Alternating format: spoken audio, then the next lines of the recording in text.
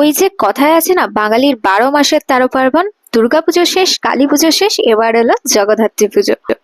তো আমি এখন হেঁটে চলেছি যে জ্যোতির্লিঙ্গগুলো আমাদের সনাতন ধর্মে রয়েছে, সেই জ্যোতির্লিঙ্গগুলোর পাশ দিয়ে। হাই এভরিওয়ান, আমি Sannidha, welcome back to my mini blog. তো আজকে আমি চলে এসেছি শিলিগুড়ির জগদ্ধাত্রী পুজোর ডে 2 প্যান্ডেল হোপিং এ। আর প্রথমেই আমরা চলে এসেছি শিলিগুড়ির কলেজ পাড়াতে, যেটা আমার বাড়ি থেকে ভীষণই কাছে। আর লাস্ট 1 ইয়ার ধরে আমি কিন্তু এখানেই আসছি। আর এই হলো আমার সেকেন্ড বছর এখানে, তাই এখানের পুজো তো আমি বেশ ভালোই এনজয় করছি। আর তার সাথে সাথে এখানের এবারে প্যান্ডেলের থিম বানানো হয়েছিল দ্বাদশ জ্যোতির্লিঙ্গ। তো মণ্ডপে ঢোকার সাথে সাথে এখানে কিন্তু জ্যোতির্লিঙ্গগুলোকে একদম সারিবদ্ধভাবে সাজানো হয়েছিল পুরো বিভিন্ন ধরনের স্কাল্পচারের মাধ্যমে। আর যেগুলো আমার ভীষণ ভালো লেগেছিল, তার মধ্যে বেশ কতগুলোর নাম আমি জানতাম, বেশ কতগুলোর নাম অবশ্য জানতামও না। তো সেগুলো এখান থেকেই আমি জেনে নিচ্ছিলাম, এবং সেগুলো কোথায় অবস্থিত সেগুলোও কিন্তু সমস্ত কিছু লেখা ছিল নিচে। এবং তারপরেই আমরা চলে গেলাম ঠাকুর প্রতিমা দর্শনে।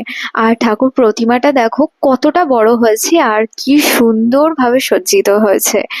এর আগের ইয়ারেও আমি দেখেছি এখানে ঠাকুরটা বেশ বড় ছিল। এইবারও মোটামুটি এই ঠাকুরটার হাইট ছিল 24 থেকে 25 ফিটের মধ্যে। আর ডাকের সাজেই সজ্জিত করা হয়েছিল, আর ভীষণ সুন্দর লাগছিল সামনে থেকে দেখে। লাস্ট ইয়ারেও এই প্যান্ডেলটা বানানো হয়েছিল 51 সতীপীঠের ওপর, আর এইবারে জ্যোতির্লিঙ্গের ওপর বানানো হয়েছে। তো তারপরে আমরা এখান থেকে বেরিয়ে চলে গেলাম একদম নেক্সট প্যান্ডেলে। আর নেক্সট প্যান্ডেলটাও ছিল আমার বাড়ির থেকে একদমই সামনের লোকেশন। তো এই প্যান্ডেলটাও বেশ সুন্দর করে তৈরি করা হয়েছিল, অ্যান্ড এখানেরও ঠাকুরের মূর্তিটা কিন্তু সুন্দর ছিল। আর এটারও হাইট কিন্তু নো ডাউট অনেকটাই ছিল। লাস্ট দুদিনে এই প্যান্ডেলগুলোতে বলতে পারো বেশ সুন্দর করে সন্ধ্যা আরতি করা হচ্ছিল। বাট আমরাও যেদিন গিয়েছি সেদিন হয়তো কোনো কারণে আগে হয়ে গিয়েছিল, বা হয়তো পরে হবে, এরকম ব্যাপার ছিল, যে কারণে আমরা সন্ধ্যা আরতিটা কিন্তু খুব একটা দেখতে পাইনি। আর লাস্ট কয়েকদিন ধরে এখানকার ওয়েদারও কিন্তু ভীষণ খারাপ যাচ্ছে, যখন তখন বৃষ্টি লেগেই থাকছে। আর এই প্যান্ডেলটাকে কেন্দ্র করেই জগন্নাথ, বলরাম এবং সুভদ্রাকে একটা সাইডে রাখা হয়েছিল, যেটা ভীষণ সুন্দর লাগছিল। আর এই প্যান্ডেলটা খুব ছোটর ওপরেই করা হয়, যেহেতু একদমই রাস্তার পাশে একটা সাইড করে করা হয় বলে।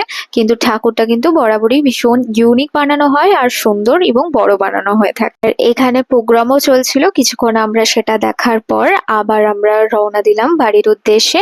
তো যাই হোক, দ্যাটস ইট ফর টুডে। দেখা হচ্ছে আবার অন্য একটা ভ্লগ নিয়ে তোমাদের সাথে। সকলে ভালো থেকো, টাটা।